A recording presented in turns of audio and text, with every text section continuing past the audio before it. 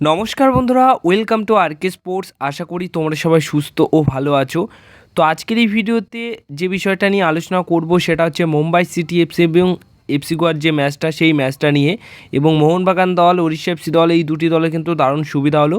মোহনবাগান দলের নেক্সট কি কাজ রয়েছে, কারণ এই ম্যাচ মানে গোয়া এবং মুম্বাই সিটি এফসি দলের মধ্যে যে ম্যাচটা হয়েছে আজকে, সেই ম্যাচ কিন্তু হয়েছে ড্র।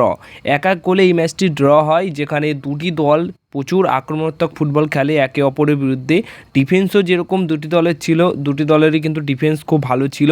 তো তবুও মোটামুটি আজকে এই ম্যাচে দুটি ভারতীয় গোলদাতা ছিলেন, মানে এফসি গোয়া দলের হয়ে দুর্দান্ত একটি স্ট্রাইক নিয়ে গোল করেন মোহাম্মদ ইয়াসির, এবং বিক্রম প্রতাপ সিং তিনি মুম্বাই সিটি এফসি দলের হয়ে একটা গোল করেন। তো প্রথমত মুম্বাই গোল করেন, তারপর এফসি গোয়া। শেষ অবধি এই ম্যাচ হয় ড্র, এবং ম্যাচটি মুম্বাই সিটি এফসি দল কোনোরকমভাবে তারা কিন্তু এগিয়ে থাকলেও জিততে পারেনি। এবং এই ম্যাচ ড্র হওয়ার ফলে যে বিষয়টা হয়েছে সেটা হচ্ছে মুম্বাই সিটি এফসি দল এবং এফসি গোয়া দল এক এক করে পয়েন্ট পেয়েছে। তো বর্তমান সময় দাঁড়িয়ে 1 নম্বরে রয়েছে উড়িষ্যা এফসি দল 16 ম্যাচে 32 পয়েন্ট নিয়ে, আর 2 নম্বরে রয়েছে মুম্বাই সিটি এফসি দল 16 ম্যাচে 32 পয়েন্ট নিয়ে। তো দুটি দলেরই সেম পয়েন্ট রয়েছে, কিন্তু গোল ডিফারেন্সে এগিয়ে রয়েছে উড়িষ্যা এফসি দল। কিন্তু মোহনবাগান দল রয়েছে 3 নম্বর পজিশনে। তো এই মোহনবাগান দল যেখানে 3 নম্বর পজিশনে রয়েছে, তারা কিন্তু একটা ম্যাচ কম খেলে 15 ম্যাচে 30 পয়েন্ট নিয়ে 3 নম্বরে রয়েছে। তো জামশেদপুর এফসি দলের এগেনস্টে মোহনবাগান দল যদি জিততে পারে, তাহলে কি হবে, 1 নম্বর পজিশনে চলে আসবে। কিন্তু তার আগে উড়িষ্যার বিরুদ্ধে ম্যাচ রয়েছে ইস্টবেঙ্গল এফসি দলের, যেটা আগামীকাল হতে চলেছে। তো ওই ম্যাচে কোনোরকমভাবে উড়িষ্যা এফসি দলকে 1 পয়েন্ট বা ম্যাচটাকে যদি হারিয়ে দেয় ইস্টবেঙ্গল এফসি দল, তাহলে ওখানে কিন্তু পয়েন্ট লস্ট হবে উড়িষ্যা এফসি দলের। তখন গিয়ে কিন্তু হয়তো 1 পয়েন্টও যদি পেয়ে যায়, তাহলে কিন্তু 16 ম্যাচে তাদের 33 পয়েন্ট হবে।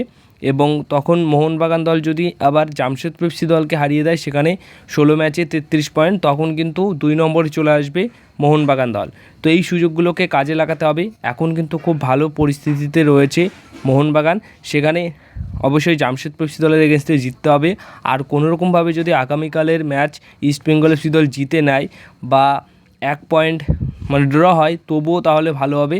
কারণ নিচের টিমগুলো যত উপরের টিমকে হারাবে বা ড্র করবে তাদের এগেনস্টে, ততই কিন্তু মোহনবাগান দলের ভালো হবে। কিন্তু মোহনবাগান দলের একটা কাজ করতে হবে, সেটা হচ্ছে প্রতিটা ম্যাচই জিততে হবে। আর একটা বিষয়, সেটা হচ্ছে এই মুহূর্তে ভালো পরিস্থিতিতে রয়েছে, তাই এই পরিস্থিতির যে সুযোগ সুবিধাগুলো আসবে মোহনবাগানের কাছে, সেটা কিন্তু সদ্ব্যবহার করতে হবে। আর একটা বিষয়, এফসি গোয়ার ম্যাচের আগে, যেহেতু এটা অ্যাওয়ে ম্যাচ খেলেছে এফসি গোয়া দল, তো মুম্বাইয়ের যে প্র্যাকটিস গ্রাউন্ড রয়েছে সেখানে তো প্র্যাকটিস করেছে। আর এখন তোমরা দেখছো যে প্র্যাকটিস গ্রাউন্ডে যখন প্র্যাকটিস করে এক একটা দল, তখন কিন্তু পুরো কালো কাপড়ের পর্দার আড়ালেই কিছু স্ট্র্যাটেজি পরিকল্পনা করে, তাই দর্শকরা সেই প্র্যাকটিস দেখতে পারে না।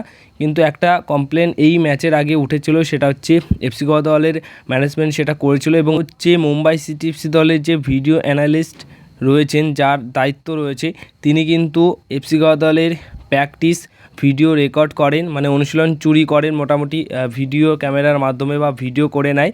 সেটা কিন্তু ধরাও তিনি পড়েছিলেন। তো সেটা নিয়ে কিন্তু একটা কমপ্লেন করে। তো মোটামুটি কমপ্লেন করলেও সেই অবধি ম্যাচটা অনুষ্ঠিত হয়, এবং এই ম্যাচে মোটামুটি মুম্বাই সিটি এফসি দল এফসি গোয়া দলের অনুশীলন চুরি করেও পুরো 3টে পয়েন্ট পেল না, ম্যাচ তারা জিততে পারলো না। তো এই ছিল আজকের ভিডিও। যদি এই ভিডিওটা ভালো লেগে থাকে, তাহলে ভিডিওতে করো একটা লাইক, আর চ্যানেলটিকে তোমরা সাবস্ক্রাইব করে নিও।